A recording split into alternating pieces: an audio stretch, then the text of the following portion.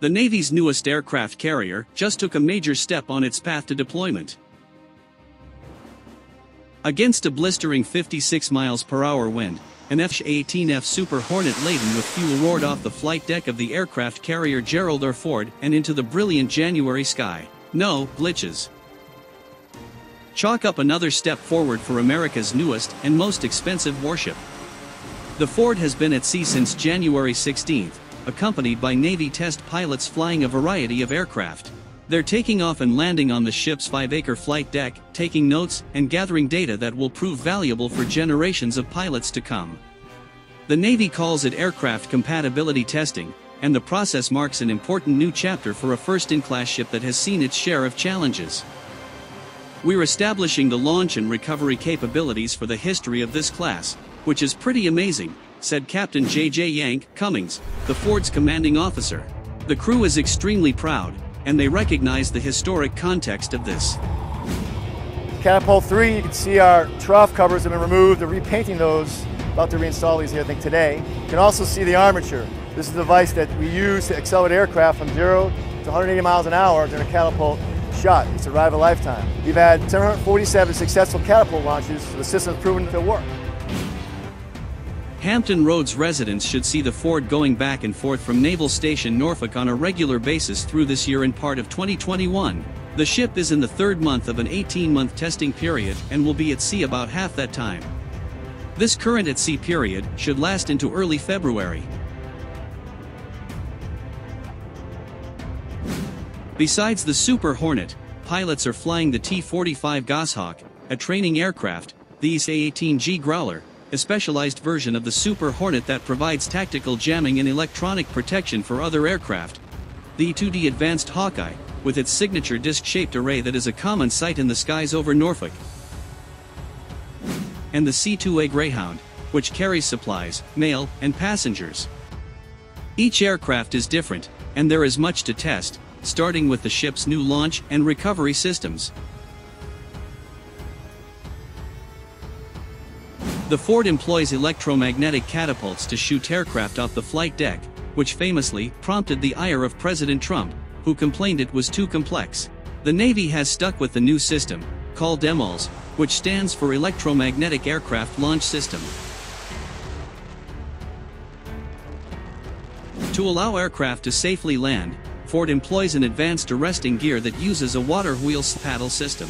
Both AAG and EMALS have had well-documented growing pains, but are designed to provide smoother operation and reduce stress on aircraft. Pilots also have to deal with burble. Webster's dictionary defines burble as the separation and breakup of the streamlined flow of air. The Ford's island is smaller and positioned farther to the rear of the ship than a Nimitz-class carrier. That changes how air flows across its flight deck, and pilots must document the effect. Test pilots say they're enjoying the new experience. The approach to the ship is different, and everything underneath you is completely different, said Commander Eric Thurber. Thurber couldn't go into great detail about the data being collected, but said it's kind of neat to move from a land-based test site at Lakehurst, New Jersey, to flying at sea. The work will continue after the ship returns to Norfolk, said Commander Mehdi Metro Akasim, the ship's air boss, who is responsible for all aspects of operations involving aircraft. Meanwhile, work continues on the ship's wonky weapons elevators that transport ordnance up to the flight deck. Like EMALS and AAG, the weapons elevators employ new technology, an electromechanical system that's different from Nimitz-class ships. But in this case, the technology isn't the problem. It's finishing the construction to the point where the elevators operate smoothly over hundreds and hundreds of repetitions and between several decks. 4 of the ship's 11 elevators have been certified, and work continues on the others. To that end, about 200 employees of Newport News Shipbuilding accompanied the crew on this trip. All this testing and work has an important side benefit: the crew's morale is sky high. After months and months at the Newport News shipyard or visiting the land-based testing sites in New Jersey, Ford's sailors are finally where they want to be. "We've got to just do the thing," Akasim said. "That's where we are right now." And that's what's so great about this moment. We're out here doing the thing we're built to do. And we're learning so much every day.